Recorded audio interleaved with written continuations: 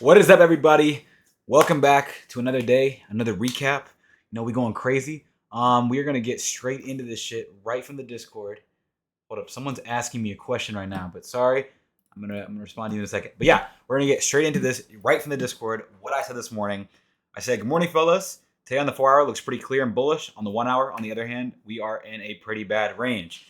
I am not necessarily even biased towards the longs, to be honest. Either way, it could look good. For now, I would expect to continue the 4 hour structure. We do have slightly different draws on ES than the ones we have on NQ, but either way, today looks clean. And this is the picture that I sent. This is what we look like this morning this was like 30 minutes before market open. I signal you guys pretty early. But yeah, let's get right into the recap. Let me pull up. There we go. Some examples of some students' trades, and we will go over some of them. But yeah, so we opened on market right here. And some of you, like I said, right, I would prefer to continue the 4 hour structure. Some of you guys longed this right here. I do not think I have the guy's message pulled up. Maybe I do, actually. Oh, yeah, I do. Sorry, Nathan, you're going to be used as an example. Actually, he didn't long off open.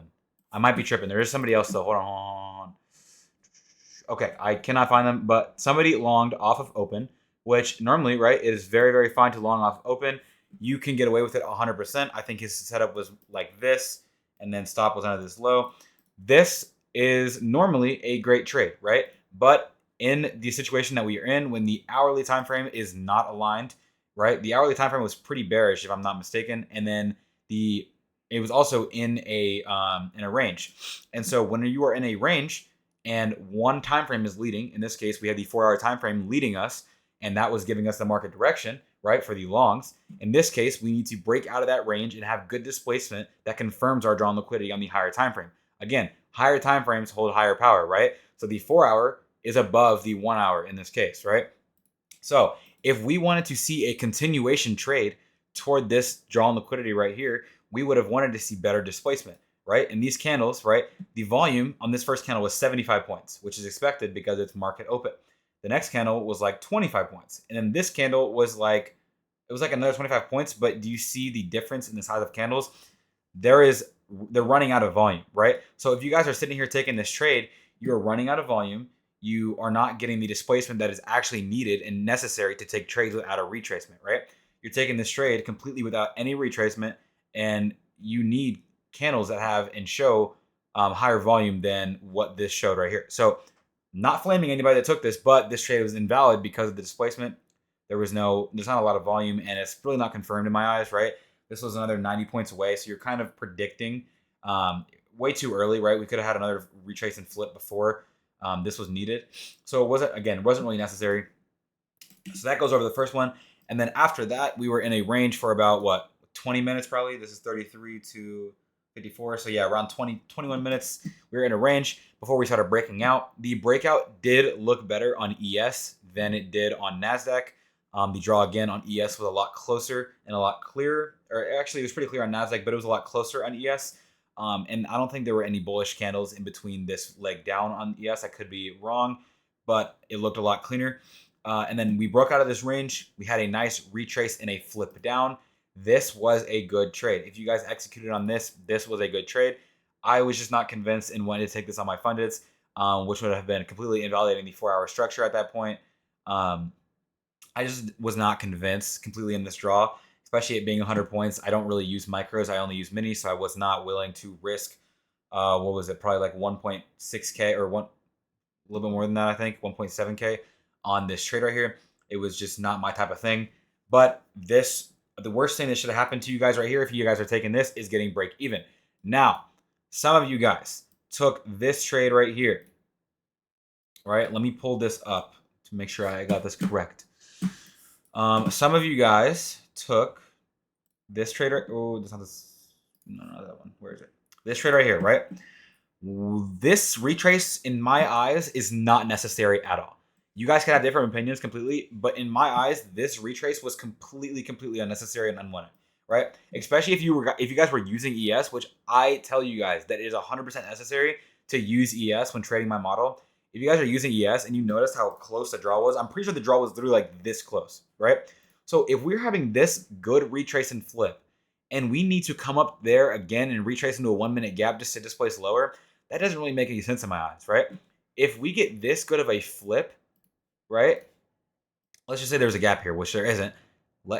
If we get this good of a flip, there is no reason that we should have to come back down and retrace and flip after this strong displacement, right? We should immediately flush just exactly how ES was and continue to the draw on liquidity lower, right? We should not have to come up there and retrace. And that was the main problem I saw with that trade. And your entry just looked a little bit forced, right? I feel like this 100% was a way better entry than this because again, there is no reason that I see to come up there and retrace into that 1 minute gap just for us to end up displacing lower again, right? But after that, I don't think anybody in my Discord took the trade that I took today. But after that, we failed to deliver lower on ES, which was very important to me, and NASDAQ. And I saw a shift in market flow or market orders. Buyers had control. We ended up making higher highs and higher lows, right? I got this 1 minute tap, and then I had a very, very good flip. Boom, bang, and I think it was, no, my TP or my stop loss was right here. And then I targeted like here, right? It was like super, super simple, super, super free. I took this trade. I wish I could show you guys my executions, but I just did it on topstep, and I don't think you can do executions whenever you like pass the eval. If I'm wrong, someone let me know, and I will definitely do it. But this is like literally the exact trade that I took.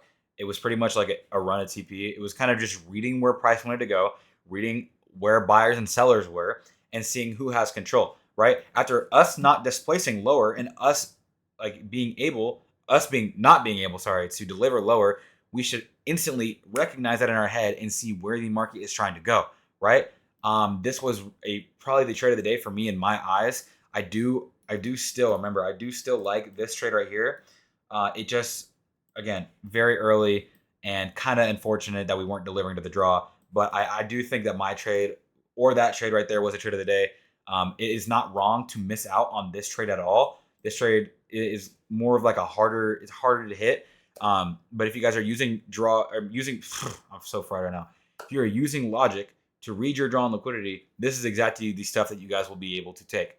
I really did not even need a confluence here. I was just reading price to the draw on liquidity. But yeah, as always, let me know if you guys have any questions in the comments down below. Let me know in the Discord. Let me know in DMs. Again, send me a letter in the mail. I don't care, guys. FaceTime me. I do not care. Let me know if you guys have any questions. I will be sure to review it. And yeah, I hope you guys had a great, great trading day. And if you guys lost, make sure we do better the rest of this week. If you guys won, good job. If you guys didn't take a trade, good job also. Preserve your capital. But yeah, I thank you guys for tuning in and watching the recap.